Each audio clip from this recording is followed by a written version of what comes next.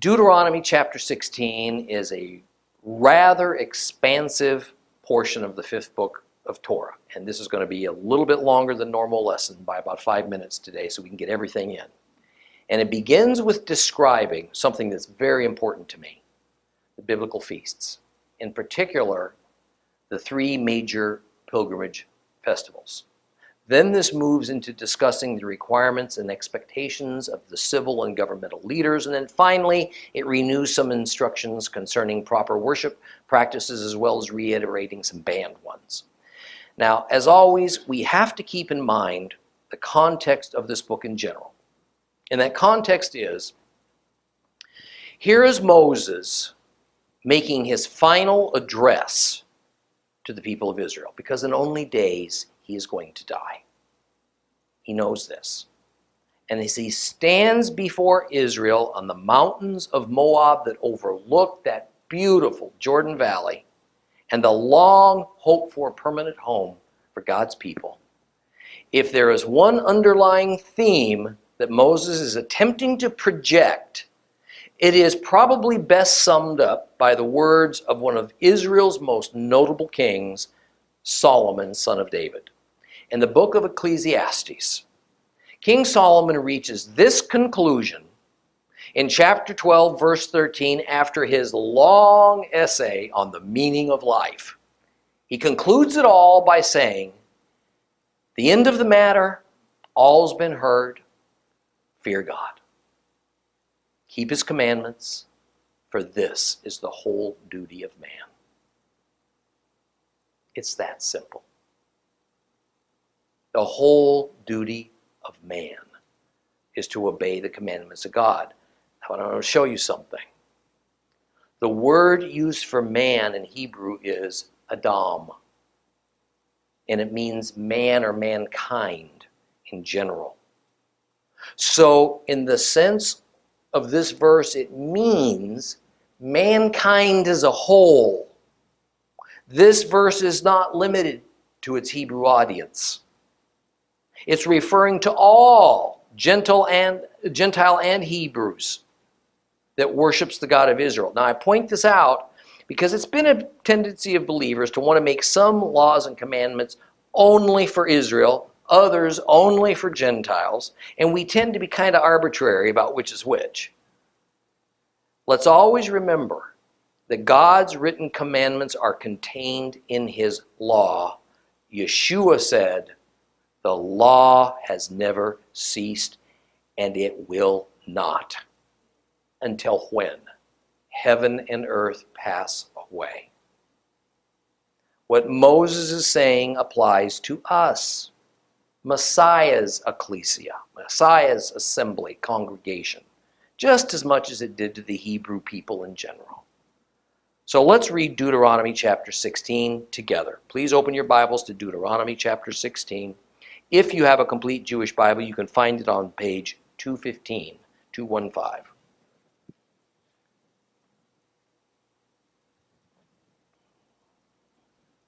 Observe the month of Aviv and keep Pesach, Passover, to Adonai your God. For in the month of Aviv, Adonai your God brought you out of Egypt at night. You are to sacrifice the Pesach offering from flock and herd to Adonai your God in the place where Adonai will choose to have his name live. You're not to eat any chametz, any leaven, with it. For 7 days you are to eat it with matzah, unleavened bread, the bread of affliction. For you came out of the land of Egypt in haste. Thus you will remember the day you left the land of Egypt as long as you live.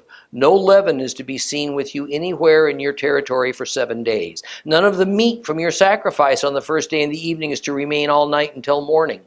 You may not sacrifice the Passover offering in just any of the towns that Adonai your God is giving you, but at the place where Adonai your God will choose to have his name live. That is where you are to sacrifice the Passover offering in the evening when the sun sets at the time of year that you came out of Egypt.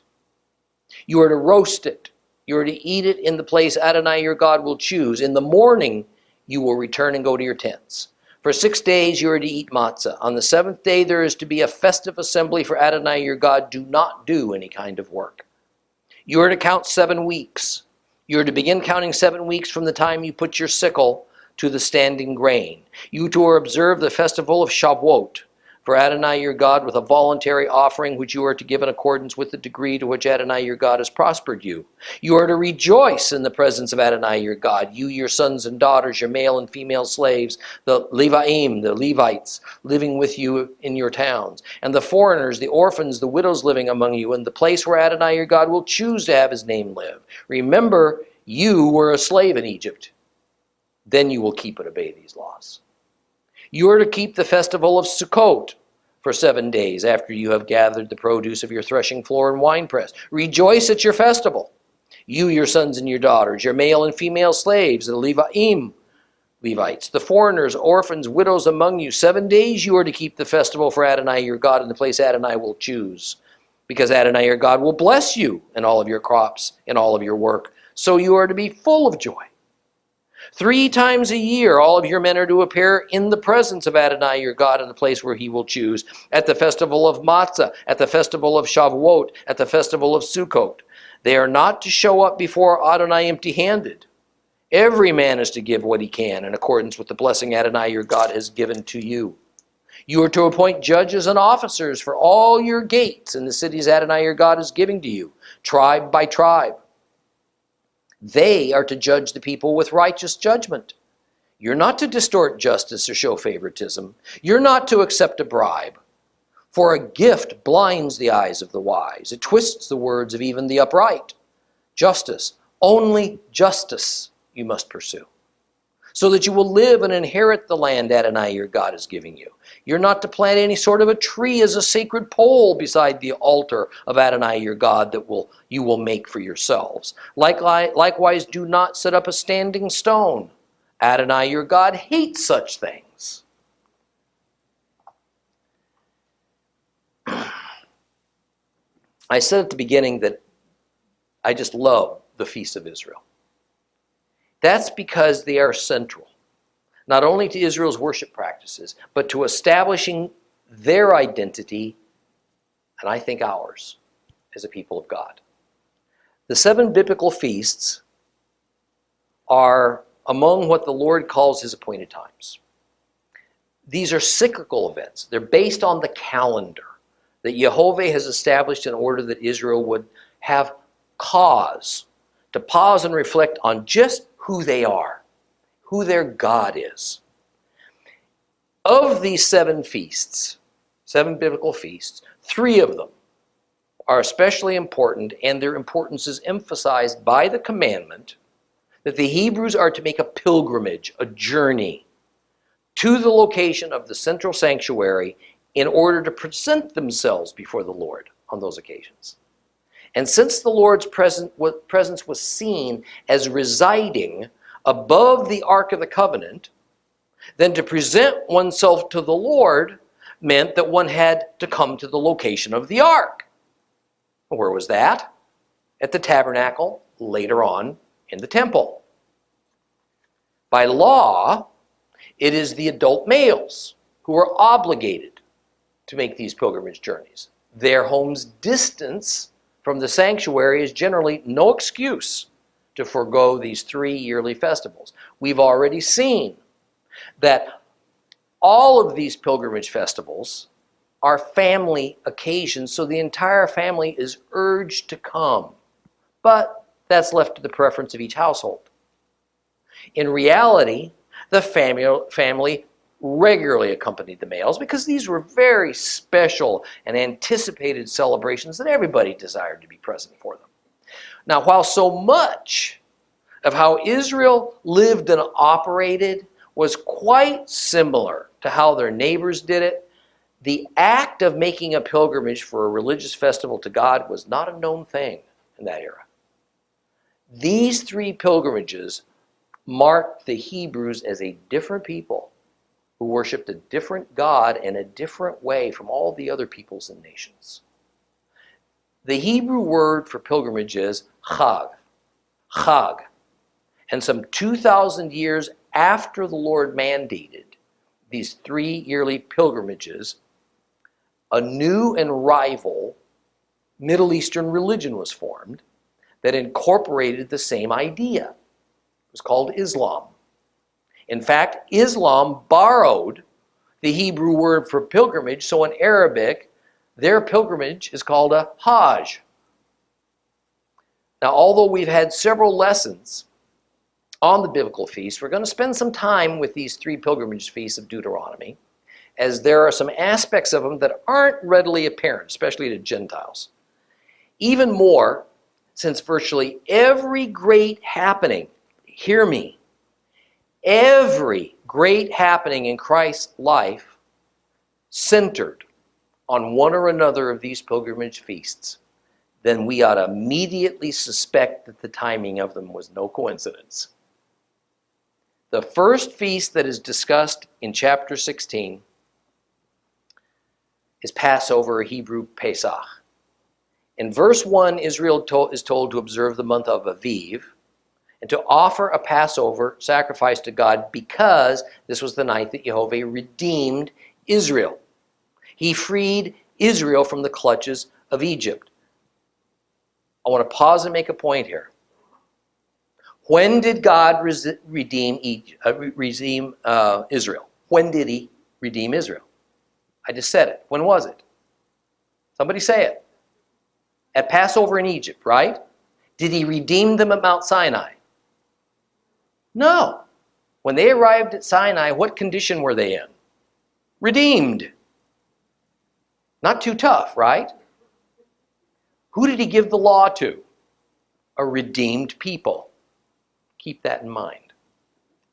If we were to point to one thing that graphically identifies the people of Israel as set apart for God, which also stirs the very depths of the souls of Jewish people, it has to be Passover.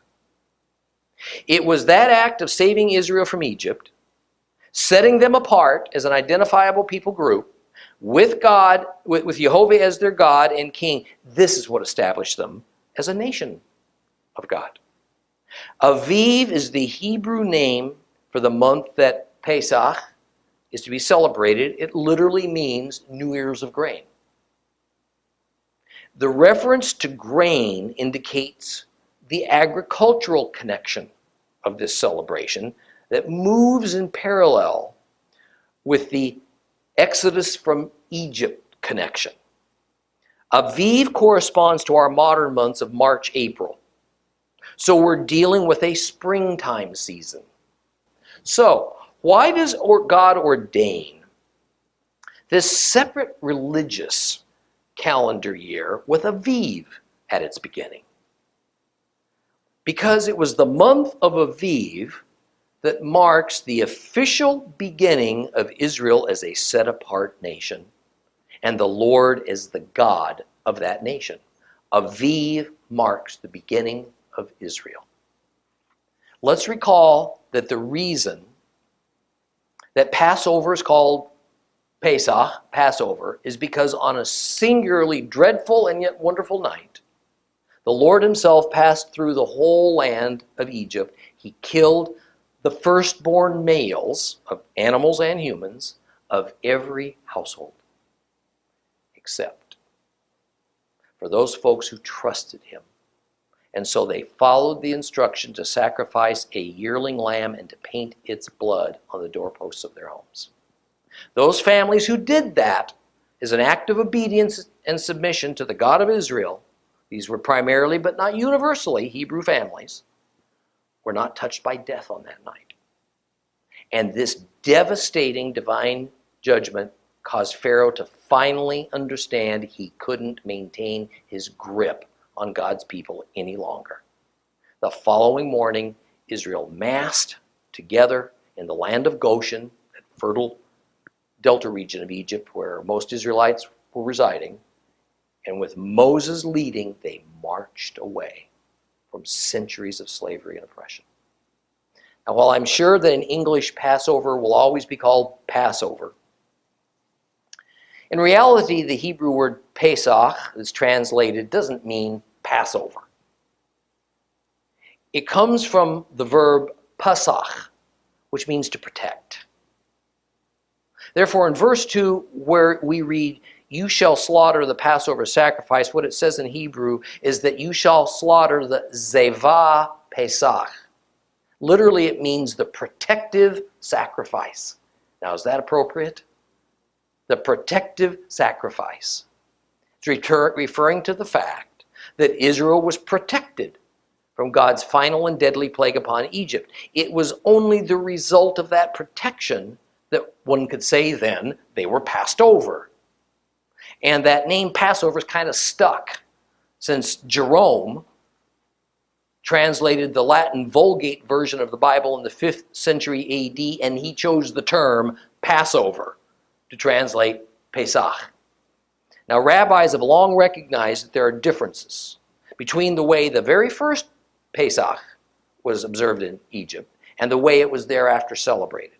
Now, before I demonstrate some of those differences, I want to point out something that confuses Christians and Jews alike about the Passover celebration. Pesach, Passover, is just a one-day feast. And it's to occur every year on Aviv the 14th, or as it was later called in the Babylonian tug, Nisan 14th. The following day, Aviv 15th, that begins another and different 7-day biblical feast called the Feast of Unleavened Bread, Matzah. Then in the midst of the 7 days of the Feast of Matzah, yet another biblical festival occurs in an overlapping fashion. That one's called Bikurim, Firstfruits. That happens on the 16th of Aviv. So in rapid succession, we have Passover on Aviv the 14th, the start of Matzah on Aviv the 15th, and then Firstfruits on Aviv the 16th. And while Passover and Firstfruits are just one-day event festivals, Matzah goes on for 7 days. And so Firstfruits happens during the time of the festival of Matzah. Now here's the thing. Because these 3 springtime biblical feasts are so tightly interwoven, because the feast that sits in the center of the 3 is called the Feast of Matzah, it has become standard practice to refer to the entire bundle of 3 feasts as simply the Feast of Matzah, unleavened bread. But what makes the whole thing more problematic is that it has become just as common traditionally to call the entire bundle of 3 feasts Pesach, Passover. Because the Passover is so symbolic of Israel's passage from Egypt. Do not think, by the way, that this is simply about our modern tendency towards bumper sticker theology or sloppy biblical scholarship. Nor is it the result of Gentile church errors in understanding the Hebrew language. Far from it. Long before Christ's era, these 2 names, Passover and unleavened bread, Pesach and Matzah, began to be used interchangeably by the Hebrews.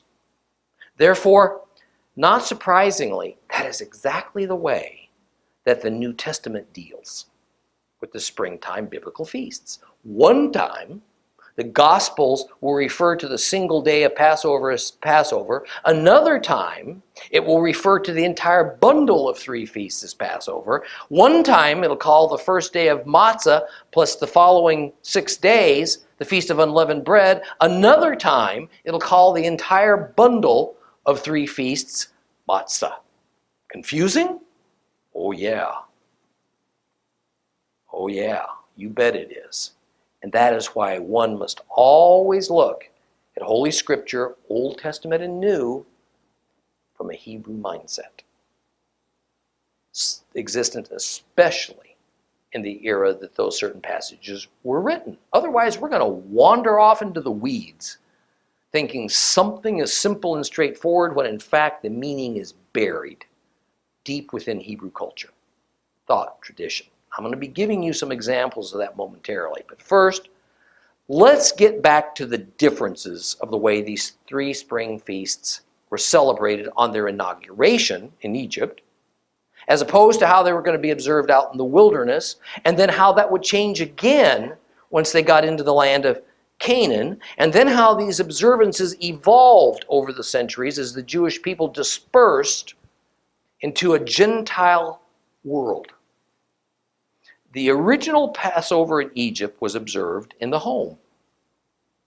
The firstborn of each household behaved more or less as the family priest, although that firstborn son didn't hold the title of a priest. He wasn't regarded as a priest, and so usually he led the various rituals if he was old enough.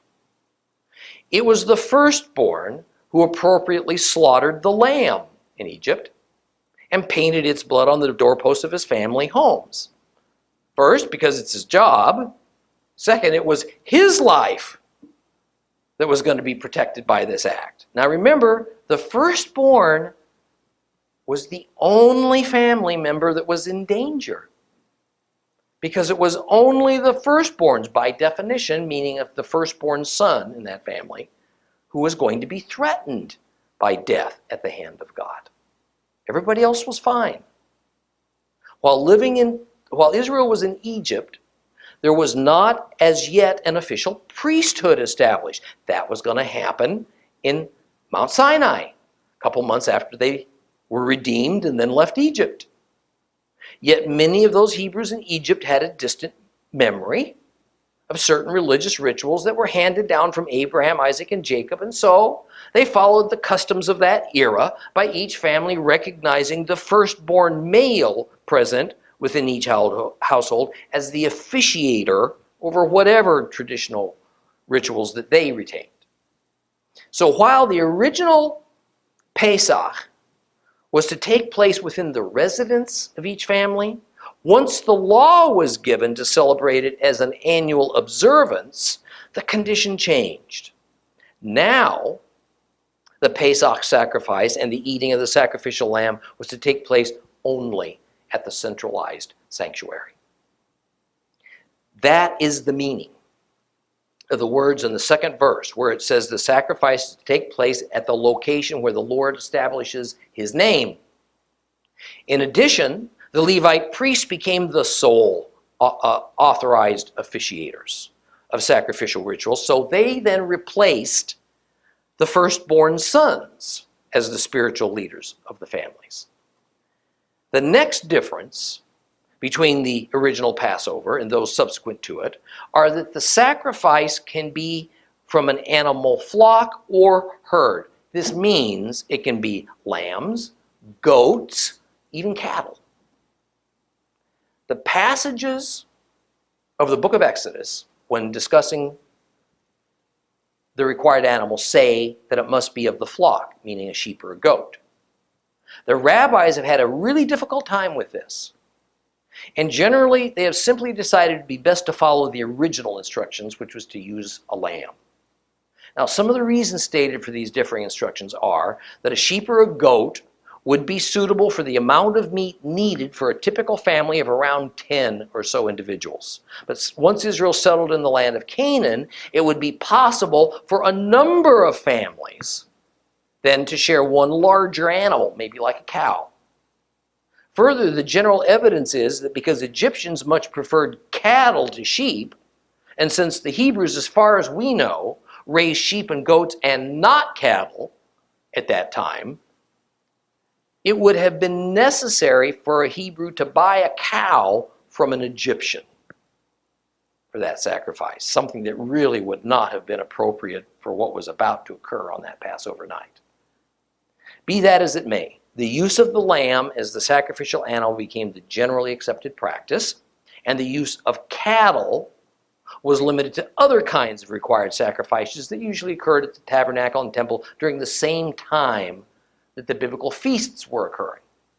Verses 5 through 7 spell out the need for bringing the lamb to the central sanctuary for slaughter under all circumstances. But it also establishes the time of day, that on the 14th of Aviv, Nisan, that the slaughtering is to occur. It's to occur in the evening at sundown. Now, I want to be clear as to what this means, because it's going to lend much to our understanding of just what happened at Messiah's death and resurrection. In the evening at sundown means at the end of the day, but before darkness sets in. Now, the reason for this requirement is simple. First, this is how it was done in Egypt. Second, the Hebrew 24-hour day is counted differently than it is in the Western culture. In Western culture, a clock measures a day. We don't go by the position of the sun in the sky, or whether it's darker or lighter outside. We don't care. We long ago arbitrarily established a time called midnight, 12 o'clock, as the moment at which one day ends, the next day commences. That's not a biblical day. It's not when days ended and began in the Israelite or Middle Eastern culture in general. The Hebrew and therefore biblical day ends at sundown, which of course is the moment at which then the next day begins, a new day begins. Generally speaking, it came to be defined as that instant when the sun set over the horizon and then a certain grouping of 3 stars became visible in the evening sky because the sunlight had diminished enough now for them to be seen. So our problem is always to reconcile the Western day of our time with the Hebrew day when reading about when certain things happen during the day in the Bible. So, the point of this passage in Deuteronomy is Passover lambs must be slaughtered towards the end of the day on Aviv 14th at the Tabernacle, but before it becomes dark enough for a new day to begin. Obviously, if they waited too long to begin slaughtering the thousands of lambs that would be involved, the day would change from the 14th to the 15th, and now the law would be broken. Therefore, when Israel settled in Canaan and they began regularly observing Passover, scores of thousands of people would show up at the Tabernacle temple, and they would wait until towards the end of the day for their lambs to be slaughtered with the help of a priest. In time, the logistics of slaughtering all those scores of thousands of lambs in such a short time span at the end of the day became impossible. So a shift in the definition of the word, of the meaning of the word sunset was instituted. And since the Hebrews marked midday by the sun reaching its zenith in the sky, its highest point in the sky, that we call noon, then from that point forward, the sun is beginning to set, right? It was rising till it reached its zenith. Now it's setting. We would call that time 3 p.m. Yeshua's days, it was about 3 hours after the zenith. That's when the slaughtering of the lambs would occur. Generally speaking, it ended about 6 p.m., about a 3-hour window. Because since it was the springtime, in the springtime, the day would change to the new day somewhere between 6:30 and 7 p.m. by the way we measure today on a clock. That's assuming we're in the same latitude as Jerusalem. One other important difference in the celebrations between the very first one in Egypt and all the later ones is that the first Passover had no connection to agriculture. It was all about the Exodus from Egypt. Later, the element of agriculture was added to it. I want to talk about that for just a moment because when we discuss Shavuot, which most people know as Pentecost, I'm going to fill in some additional information that's going to help bring some pieces of that together. The agricultural element was added to the Passover bundle of feasts by the ordination of a feast called Firstfruits, and that occurred the second day after Passover. The usual explanation for this is that the first of the barley harvest, the first of the type of grain barley that would ripen in the fields, was brought in on first fruits, and then several weeks later, there would be another harvest. This time, however, it would be wheat that ripened later than barley did in the season. Technically, first fruits was not indicative of the beginning of the barley harvest. Rather, the procedure was that a sheaf of unripened barley, green barley, would be brought in, given to the priest, and he would wave it at a tabernacle ceremony. Some days later, when the barley actually did ripen and turn brown, that's when the harvesting would commence. The exact day that the actual harvesting commenced obviously varied from year to year. Any farmer knows you can't set a day of harvest in advance on a calendar. You have to wait.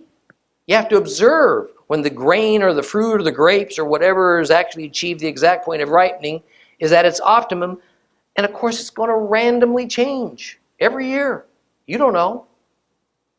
So the first fruits feast day observance on Aviv 16th was really more of a pre-harvest festival. It was a day to anticipate the soon coming barley harvest. It was not a time when the harvest was actively occurring. So, the first of the actual usable harvest was presented to the Lord. In fact, the rabbis explain that by bringing the not-yet-ripened sheaf of barley before the Lord, they were beseeching him to give them a good harvest.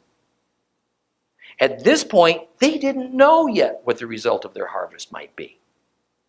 Now, while I've listed some differences in how the Passover feast was observed from the original to the later times, for the most part, the ritual has remained the same, at least for so long as the temple stood. For instance, the lamb was to be roasted over a fire, and no part of it was to be left raw, and none of its bones were to be broken. But perhaps the most symbolic of that protocol that was never altered is that only unleavened bread was to be eaten alongside the eating of the lamb and for the entire period of the combined feast days. This gives us a good segue into a discussion of another feast that begins on the day following Passover, which is called the Feast of Unleavened Bread, or matzah. Now notice how in Deuteronomy 16:8, we simply pass from Pesach to matzah without it being even highlighted. We move from the Feast of Passover right into the Feast of Matzah, of unleavened bread, without a break in the passage. There it speaks of continuing to eat unleavened bread during the whole time of the feast. The end of the three spring feasts, by the way, is marked with a special gathering. And this gathering doesn't take place at the tabernacle. It takes place in small groups, back in whatever village or town each family lived. I want to back up and summarize it just a bit to kind of get us re-leveled. This 16th chapter of Deuteronomy is primarily dealing with the three God-ordained pilgrimage or Hag festivals, the Feast of Matzah, the Feast of Weeks, called Shavuot, and the Feast of Tabernacles, Sukkot. The first is a springtime feast, the second is a summer feast, the third and last one is a fall feast. However, I've been talking to you so far only about the springtime feast of matzah. The confusing part of this is that the springtime feast of unleavened bread itself is part of a three-feast bundle of feasts: Passover, unleavened bread, and first fruits. So don't mix up the name given to the bundle of springtime feasts that occur in rapid succession with the three rather spread out pilgrimage feasts that are the main thrust of this chapter. So far, we're only discussing the first of the three pilgrimage feasts, the springtime pilgrimage feast of matzah. Now, of this bundle of three springtime feasts, it is the Feast of Matzah that's actually the pilgrimage feast.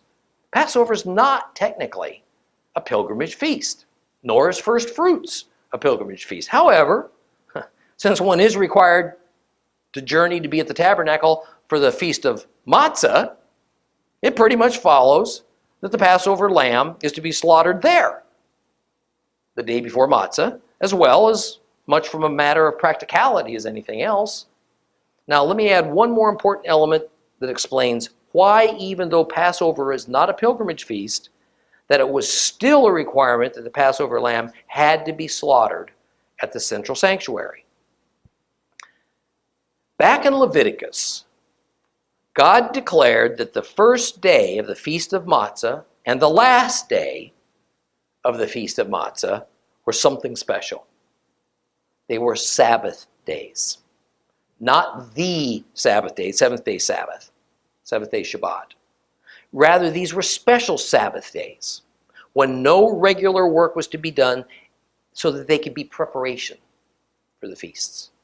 And since the first day of Matzah was declared a Sabbath day, the laws didn't allow a Hebrew pilgrim to travel on that day. Catch 22. Therefore, the Israelites had to do their traveling to the tabernacle some days earlier than the first day of the Feast of Matzah, which was on Aviv 15th. That means they automatically were at the tabernacle or temple on Aviv the 14th. Passover, or some days earlier usually, to avoid traveling on the Sabbath day on Aviv 15th, thereby making it necessary that it was at the tabernacle where the lambs were going to be slaughtered anyway. In other words, if it was necessary for you to travel to be somewhere on Wednesday, but for some reason travel on Tuesday was not possible, you'd be forced to travel and arrive on Monday or earlier. For the Jews, that one day earlier was the Feast of Passover. So there was no other choice but to slaughter and cook your lamb at the temple. So it all worked together. I told you this was complicated.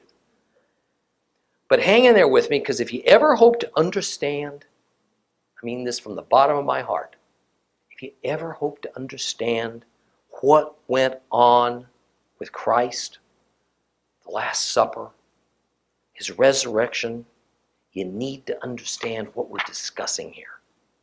It's all based on this. Okay, I want to talk about this Sabbath matter for a moment. Generally speaking, there are two kinds of Sabbaths. The weekly seventh-day Sabbath we call Shabbat. Then the various extra Sabbath days that were assigned to biblical feasts. They were not only different kinds of Sabbaths, but also what was prohibited and what was permitted for each kind of Sabbath varied. The seventh-day Shabbat is an entirely different observance than these additional special Sabbath days that were attached to feasts, and they were created for different purposes. The word Sabbath doesn't mean so much to rest. Kick back, put your feet up. It just means to cease. It means to stop doing the work you normally do, from which you make your livelihood or you accomplish your regular household chores. It means to stop your creative efforts. It doesn't mean you have to lie on a couch all day. Doesn't sound so bad though, really. It doesn't mean you can't play with your children or your grandchildren. The seventh-day Shabbat that occurs every week had the most stringent of all the Sabbath requirements, that it even included not preparing meals, because that's how it was observed in the wilderness when God fed the Israelites with manna. Recall that on the sixth day of the week, the day before the Sabbath, Israel was to gather double the amount of manna, cook it, prepare it however they chose, in order that they would eat that extra portion without any further preparation on the seventh day, Shabbat. These additional Sabbaths that were attached to the various feasts had different requirements. The requirements for some of them were more rigid than for others. The requirements for the extra Sabbaths attached to the springtime feasts were that on these particular Sabbaths, food preparation could occur. Gathering up animals that one might bring on the journey and other preparations for travel in order to arrive at the temple in time to sacrifice could occur.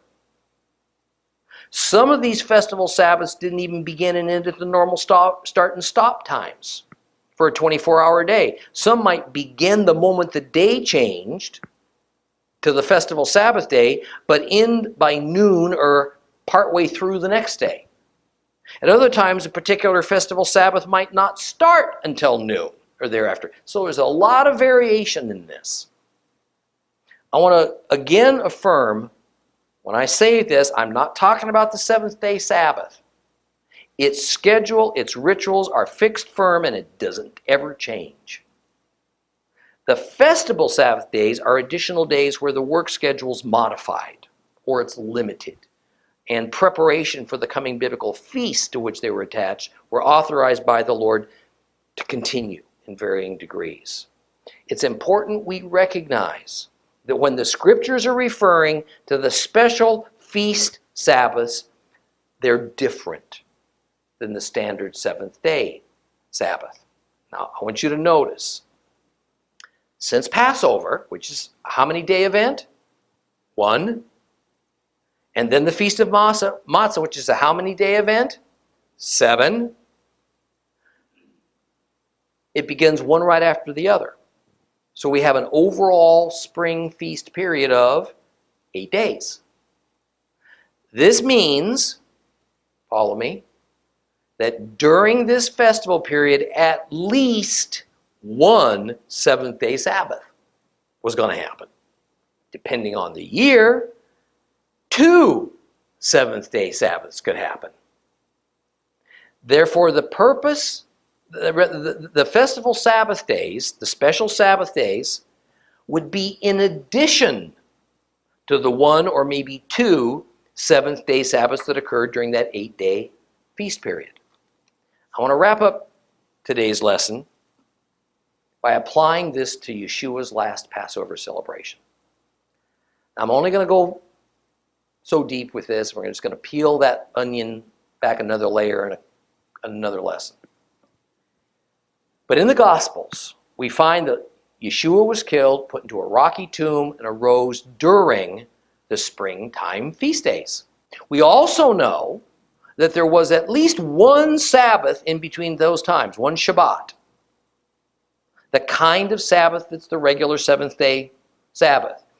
Christian tradition is that Passover and the year Yeshua died was on a Friday. This is why we have Good Friday. Therefore, we have a traditional Christian observance. We say, this is when he was crucified. See, there's a problem with what that traditional Christian schedule has come up with. It is that the story of Jonah, being in the belly of the fish for 3 days and 3 nights was supposed to be the pattern of the time period from Jesus' death until his resurrection. Christian and Hebrew scholars and teachers, myself included, have attempted all kinds of ways to figure out how we can turn Friday night and Saturday night in the tomb into 3 nights. Good luck. But no matter how we attempt to get around the problem, if, as is usual, we have Jesus crucified on Friday afternoon, going into the grave before Friday night, arising at about sunrise Sunday morning, we just can't get past the obvious Friday night, Saturday night, Sunday morning problem. We can't cram 3 nights into that scenario, although there's been some pretty creative attempts to try it.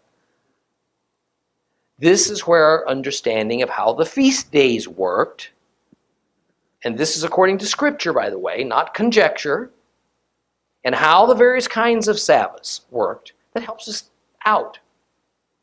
But there's one more important piece of information that's been glossed over that is perhaps the key to the whole thing. It is that during Christ's era, there were differing traditions among the Jews on when and how to do Passover.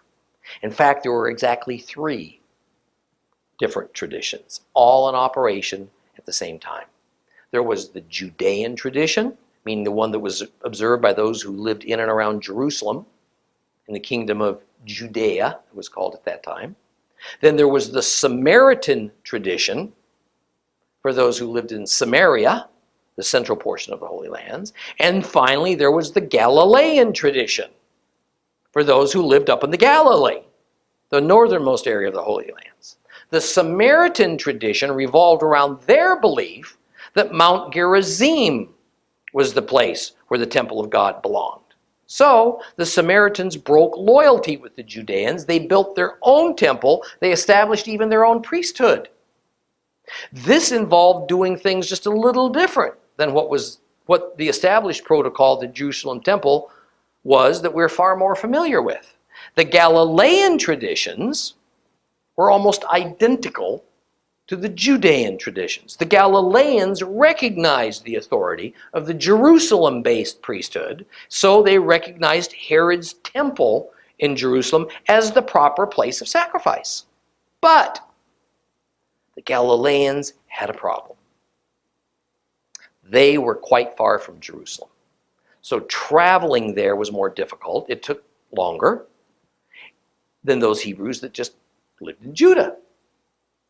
The Galileans had to begin preparations for the pilgrimage feast, especially the pilgrimage feast, earlier than their Judean brothers. So they tinkered a bit with the feast schedule, including when the festival Sabbaths began and ended, and what was permitted and prohibited on those special feast Sabbath days.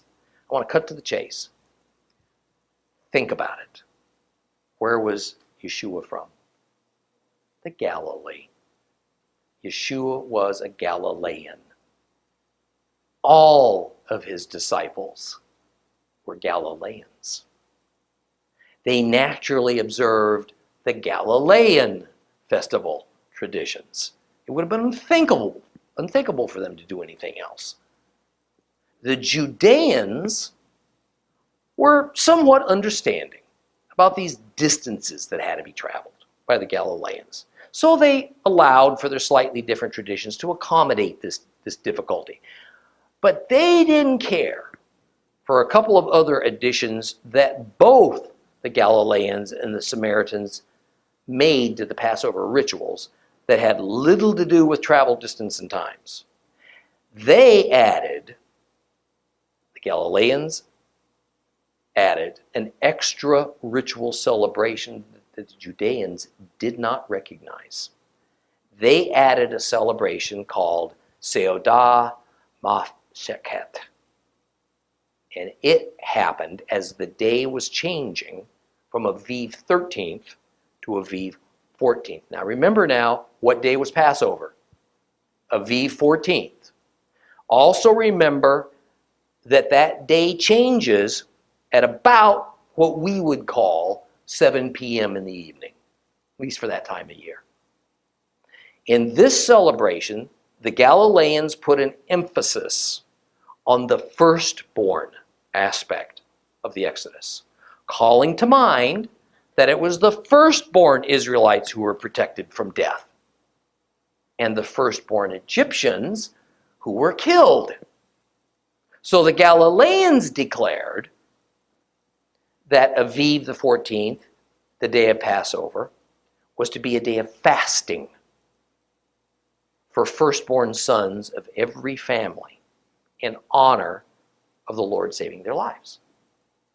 However, they also added in a ritual meal that occurred at the beginning of Passover, Aviv 14th, called Seudah Mafsheket.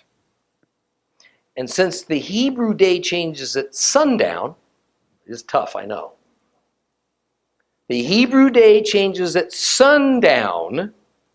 The first meal of the new day for any Israelite was dinner, what we would call dinner, right? The evening meal. For a Westerner, our first meal of the day is breakfast, because it occurs after the sun rises. So the firstborn sons of the Galileans, and some say of the Samaritans, would have a meal to begin the day of Passover, a dinner meal.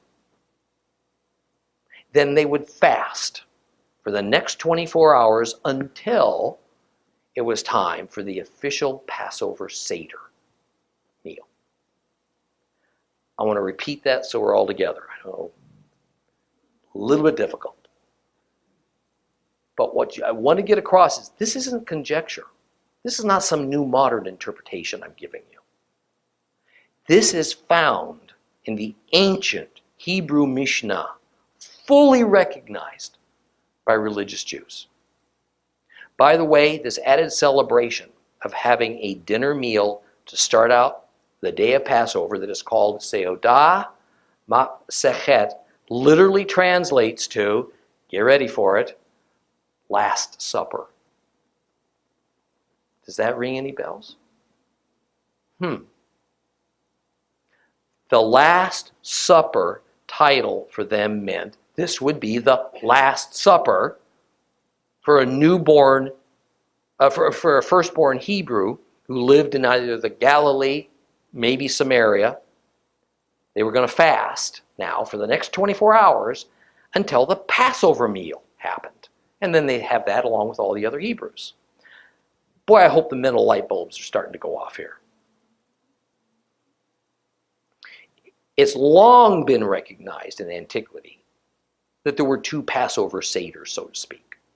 The one that was the night before Passover, the other one that was the night of Passover.